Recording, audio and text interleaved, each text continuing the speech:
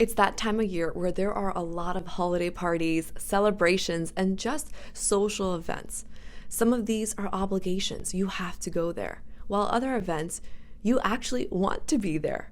But at times you're hesitant to click on that RSVP because there is that one or two particular people at the event that you're walking on eggshells with that you have to be careful of because they have caused drama or stress in your life.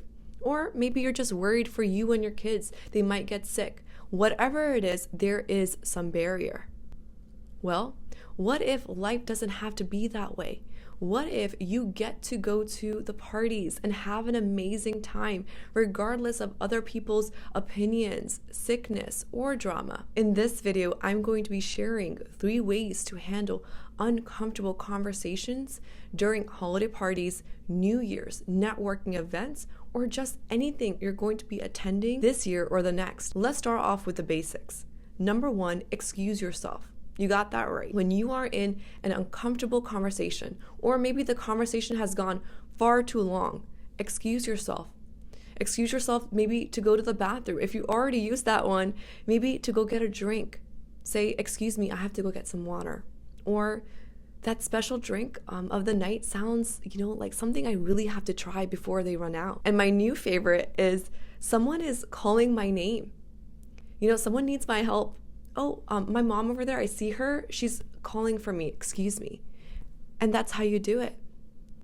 This is not the time to battle things out, bring out issues from the past, or discuss controversial topics, or just figure things out right now because you haven't seen someone in months or years. The person that holds the most power is the one who is calm, says less words, uses the right words to communicate, and they know their boundaries because there are many people, their children, and more present. If you want to discuss matters, schedule a time in private. Number 2, you may need to prep some conversation topics if it's a networking event or a business holiday party or even just a family thing. Have an elevator speech ready. When someone asks what you do or what you've been up to, tell them in less than 30 seconds, that's it. This isn't the place to discuss profits, sell someone something, dish out all your dirty secrets. If they're curious, they will ask for more. Let me tell you more. Last night, I was in a conference meeting. I have attended several events with this organization. I realized that many of them still don't know me. And when I was asked to speak this time, I went on autopilot with my elevator speech because I have practiced it many times. When I meet with someone, I tell them how long I've been with the organization, what roles I currently hold, what I'm doing with them, and what excites me. And throughout that meeting, organically, they would say, Wajiha, we want to hear what you think about this and about this. And then I asked them about, something in the schedule which wasn't making sense to me, which brought in more awareness to that topic. Overall, it was a natural flow conversation. I wasn't there to sell. I was there to learn, contribute, and became even more excited about what's more to come. After the meeting ended, I had so much energy. I felt so alive, so awake. I was gonna sleep soon, but I was so awake, so full of life. Furthermore, I want to share about something else.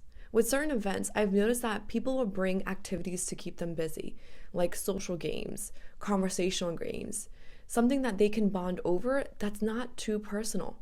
And I know what you're thinking. People have said this to me in the past before, but that's kind of like superficial or just having a surface level relationship. And from my experience, in public settings or large parties, they have activities, right? For that reason. The most educated people, they don't publicly participate in controversial topics. They may listen in because they're curious, but the real conversations happen in, small groups, privately, one-on-one, because they value privacy. Plus, they're there to have fun, to laugh, to eat good food, say hi, and bond a bit, and that's it. The deep conversations are for later. Next, let people show you who they are and accept them when they do. This can be applied to coworkers, family, friends, anyone really. In one of my past jobs, I was working in an administrative position. They had hired 2 new employees at that time. One of them was me. And because I was so new to this position, I wanted to get to know everyone. I always have a habit to go out and greet everyone in the office, check in on them. And my position at times did get boring, and so did the other new employees. We both had a bit of downtime. And with this new employee, we kind of had time to bond a bit more because of our similar interests. And as time went on, I realized our casual check-ins were turning into gossip or complaining sessions. After that, I would check in, but only for a few moments. I preferred to spending time on reading than engage in those conversations. Here is what I do when people try to talk about a particular person, topic, or they keep talking about the past. First, I give people chances. Maybe the first time it was a mistake, or they were having a bad day. I get it. I will listen in, I will be supportive, or I will redirect the conversation depending on the topic. The second time it happens, okay, now I'm noting maybe this is a pattern. I will again try to redirect the conversation. I will address it then and there or later if the environment allows. And if it happens a third time, if I really like this person and it hasn't been addressed, I will address it then and there, or in private, of course. Or if I notice that this is a pattern, not only with me, but with it's more becoming about who and how they are, I will respectfully distance myself.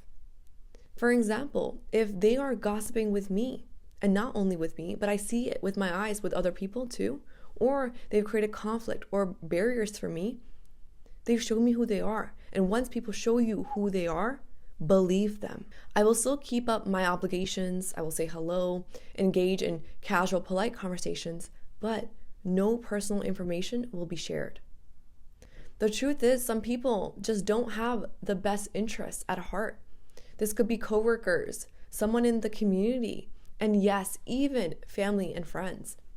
Lastly, if not, the most important thing you can take from this video is the energetics, or having the belief in a higher power for protection and guidance.